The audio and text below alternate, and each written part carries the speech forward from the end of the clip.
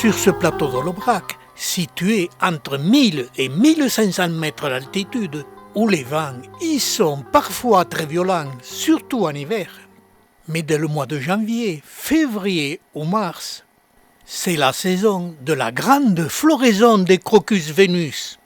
Ils annoncent la reprise de la vie sur ce plateau, qui a été, pendant 4 à 5 mois, entièrement recouvert sous la neige. Dès la fonte des neiges, les rainettes des prés sont les premières à ressortir de leur léthargie. Et très souvent, elles feront le repas des renards. Pour eux, c'est fini les temps de disette. Et partout, les araignées tisseront leur toile pour y piéger tous les insectes qui éclosent avec le soleil.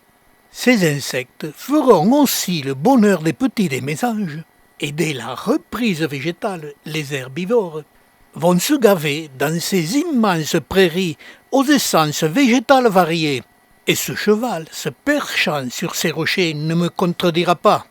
Mais je reviens à la sortie de l'hiver où les végétaux ont été brûlés par le froid. Mais cela ne dérange pas les Crocus Venus. Ils sont les premiers à donner vie à ce plateau. Et très souvent, ils fleurissent sous les neiges printanières. Ce Crocus Venus, sur ce plateau, dans ces immenses prairies, sont en très grand nombre et ils le resteront longtemps pour la bonne et simple raison. L'ensemble du plateau est en terrain communal. Le nombre d'herbivores par hectare y est réglementé et que le lisier et les engrais y sont interdits, ce qui ne modifiera pas le pH. Et l'on peut admirer une floraison très abondante dans certains secteurs.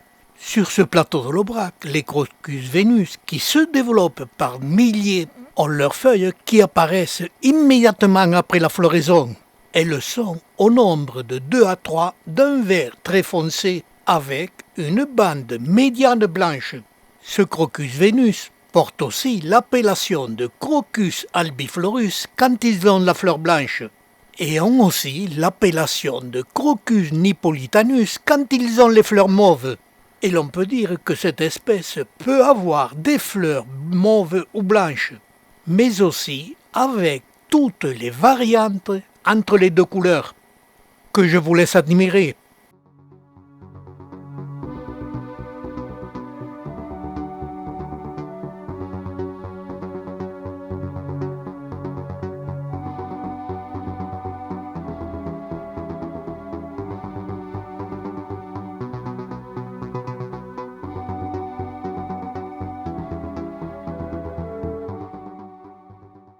Cette espèce est une liliacée avec un bulbe qui s'enfonce de 10 à 15 cm dans le sol.